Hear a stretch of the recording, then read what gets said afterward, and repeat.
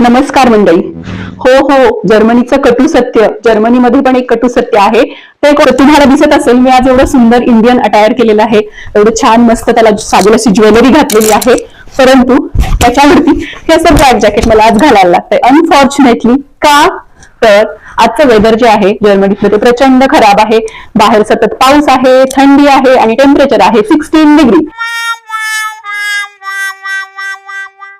आणि खास आम्ही जात आहोत आज एका फंक्शन साठी, परंतु साडीचं लुक सगळं या जॅकेटमुळे जात आहे. आणि फक्त जॅकेटच नाही तर मला याच्यावरती अशी सॅन्डल पण घालता येत नाहीत, कारण की बाहेर थंडी आहे. सो मला याच्यावरती शूजच घालायला लागतात. तर आम्ही भारतीय परदेशात राहतो, परंतु अशा गोष्टींसाठी खूप आम्हाला कॉम्प्रोमाइज करायला लागतं. कुठलाही फेस्टिवल असेल, कुठलाही काही खास फंक्शन असेल, तर आम्हाला त्याच्यावरती जॅकेट घालायला लागतं. फक्त आज एकच छान गोष्ट आहे की आज थंडी बाहेर कमी आहे, त्यामुळे मला टोपी घालायला लागली नाही, अदरवाईज मला टोपी घालायला लागली. It's fact.